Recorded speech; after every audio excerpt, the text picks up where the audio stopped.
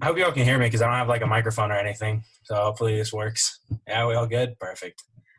Okay. Well, I once upon a time was Elder Kleven, but now I'm just a normal guy again. So I'm Josiah Kleven. Pretty sure everyone on the call knows who I am. I was in the Mexico Hermosillo mission, and it's just barely south of Arizona. So it's on the other side of the border. My first area, I was an hour away from the border. Um, and I went and traveled and saw the border fence and everything. So I wasn't too far away. I flew into the Phoenix airport. It took like a 45-minute flight coming home from Hermosillo to Phoenix. So it wasn't too far away, but it's definitely a different world. Even though even though I mean it's only like a couple like 1,000 miles, something like that. Not even that far, but it's crazy how worlds change from such a small distance. My mission's pretty much empty. The only people left there are some Mexicans and the Argentines who have their border closed, can't go home. And I'm pretty sure my president is working on emptying the mission completely. He wants to send everyone home because in my mission, there's no like technology outside of like a brick phone. So everyone who's stuck in quarantine can't really do anything, and everyone's really bored. Not a lot to do. I was really bored. I was thankful. I was thankful to be able to come home because it was better to be here than be sitting in my house unable to do anything. So that's the situation over there. But oh man, I really love my mission. I fell in love with Mexico for sure. Um, and I love the language. I love the people, the culture, the music, the food. Everything was incredible. I was really at a high point in my mission when we got the news that we're gonna have to abandon ship. But anyways, I just kind of like to start by running through like a standard day in Mexico. What I would normally have to do every morning. We'd always try to wake up at 6:30 in the morning.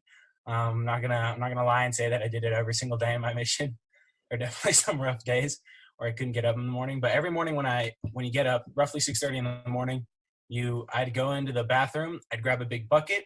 I'd fill it up with water from our shower head. The water would be freezing. I'd stick the bucket by a power outlet in the wall. I'd get this metal rod that we had with a plug, like a plug in. We'd stick the metal rod in the wall or the plug into the wall. We'd put the metal rod in the water and we'd wait like 20 minutes for it to heat up the water. And that is how we had warm water for our showers for like half my mission. The first half, I had a place that had like really great pressure, and the guy had like a boiler and everything. So I was living luxury in the first area. But the second area was bucket showers, which was a blast. We'd work out, eat breakfast, and then at 8 o'clock we're planning. And after you plan, we're doing a bunch of studying, trying to prep ourselves for the day. We do like our studying separate, your personal study, and then in your comp study, we'd always try and like plan something specific for someone that we were going to try and meet that day, or someone we were going to try and find, or we'd plan something specific for how we were going to contact better, or something like that. Something we'd run through something very specific that we could be better prepared for the day. And then in my last area at like 11:30, 12, we'd leave the house because I was training in my last area, and you take like an extra hour to run through stuff so that the newbie doesn't feel as awful in the mission field. So by 11:30, 12, we're rolling out. We're hitting the streets every day. And from 12 until 2, we're proselyting at 2. We'd normally eat with a member. And we would eat some incredible Sonoran food every single day without fail. And the Sonorans have some crazy aversion against vegetables. So I rarely ate salads or vegetables or even fruits of any kind. Every single meal included some kind of meat and tortillas. And that was what I ate every day. The greatest meat in the world every single day without fail. It was incredible. Really feel myself on that. I really miss all the Sonoran food. It was some good stuff. Anyways, after we eat, we'd be out in the streets grinding until 9 o'clock at night. And our day of proselyting involved like teaching lessons to people who are interested, or meeting with members, trying to pull out references, get to know their friends, set up like family home evenings so that we could get to know people or try and strengthen the family if nothing else. And then if all else failed and we had nothing else to do, then we'd have to hit the streets contacting, which was normally something I tried to avoid like at all costs. I hated knocking on doors. It was really inefficient. Didn't We never really got a lot done. Um, And so I'd always try to do something else, which could be playing soccer with kids.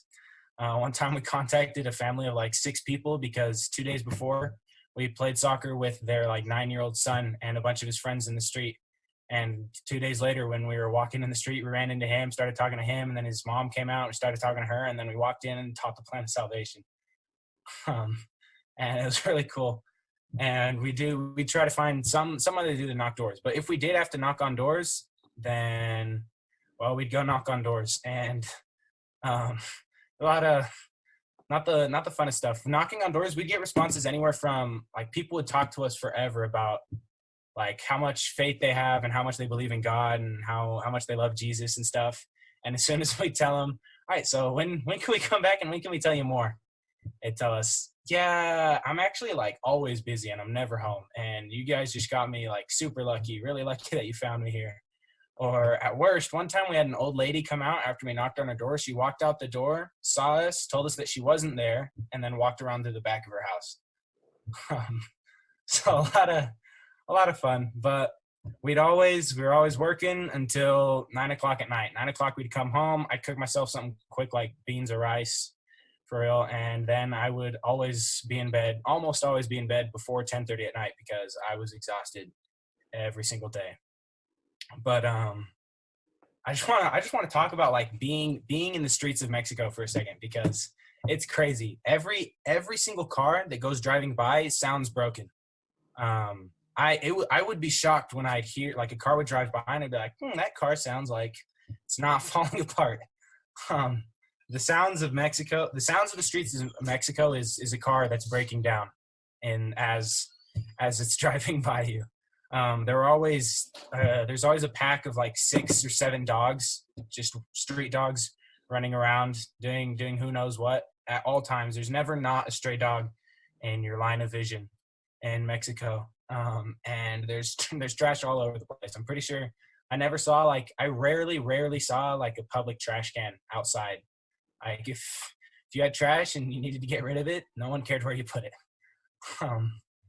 And that's how it really was. If it rained in both of my areas, there were like crazy strong thunderstorms, and it was basically there's no like irrigation systems in the streets of Mexico. So if I was like getting from appointment to appointment, it was like hiking through a river in the street.